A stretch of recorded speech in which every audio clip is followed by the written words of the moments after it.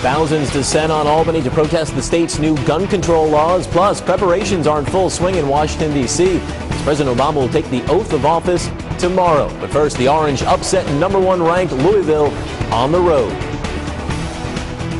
From WSYR-TV Syracuse, now News Channel 9, Weekend at 11.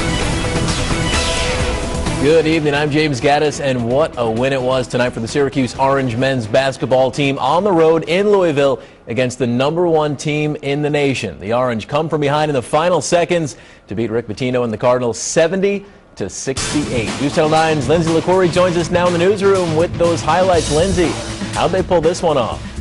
James, it's pretty surprising. It's the first time SU has knocked off a #1 since 2006. James?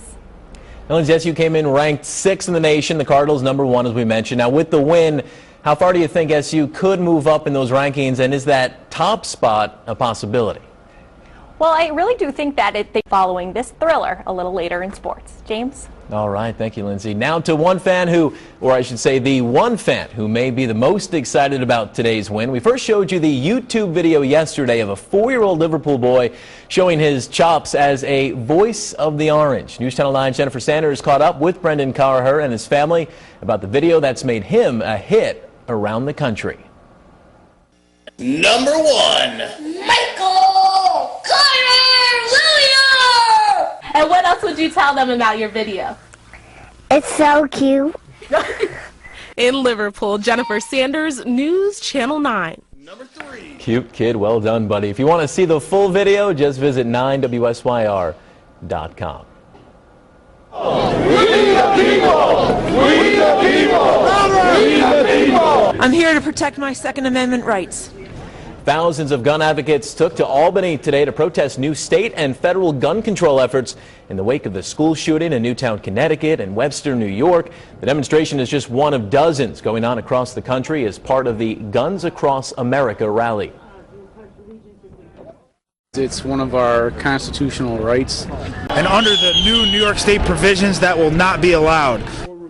This week, New York passed the nation's toughest laws on assault weapons and magazine restrictions. The National Rifle Association criticized the secretive negotiations and fast-track passage of those new laws. Governor Andrew Cuomo says lawmakers move fast to forestall a potential buying spree of now outlawed guns. Wind, snow, and falling temperatures tonight. Meteorologist Julia Wyden joins us now with a first look at Central New York's most accurate and getting chillier forecast. Hi, Julia. James, and that's coming up in a little bit.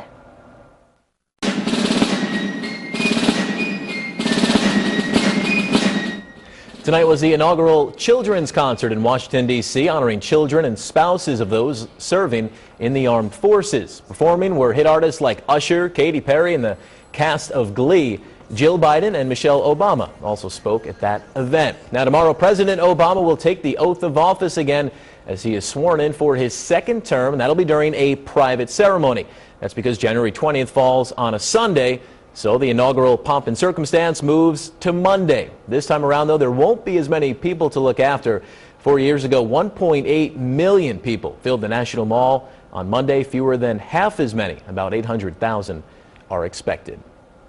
And as those inaugural events get underway, News Channel 9 will have full coverage. It begins with a preview of the ceremony during the morning news Monday and continues throughout the afternoon and on News Channel 9 at 5 o'clock. Coming up on News Channel 9, what some local students are doing to help those in need in case a major storm hits. Plus, what SU campus security is doing to help keep students safe after another student is robbed this week near campus. That and more after your Storm Team forecast. You're watching News Channel 9. This is News Channel 9. For the second time this week, a student is robbed near the Syracuse University campus. The latest happened just before 3:30 this morning.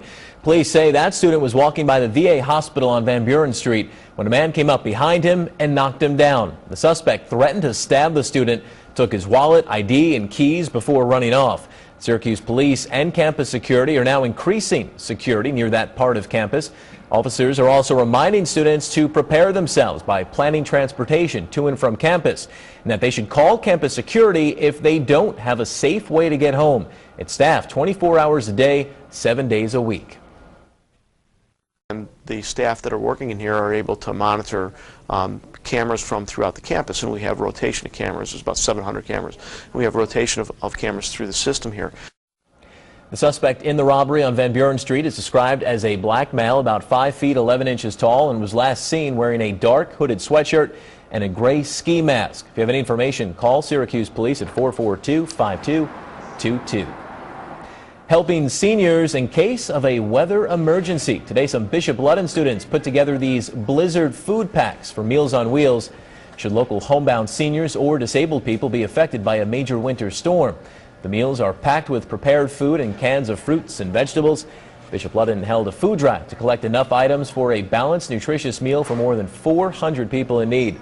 Those packs will be distributed on Monday. Rangers and the Islanders both opening up the long-awaited NHL season, both with losses tonight. NHL teams taking over where the NFL teams in New York left off. Yeah, hope for the Sabres tomorrow. They start up tomorrow. All right, and some important new information coming in to the Weather Center as it relates to your commute tomorrow morning, right? Sure. Well, thankfully, many people are not having to go to work on a Sunday morning, but if you're traveling to brunch, if you're traveling to church, there are going to be some time periods in the morning where travel is going to be very difficult due to snow squalls and due to some gusting winds. So that means potential for whiteout conditions tomorrow morning. Of course, you can tune in at 7 a.m. I'll be here to update you. All right. If you can stay off the roads, try to do that tomorrow morning. We'll see you tomorrow.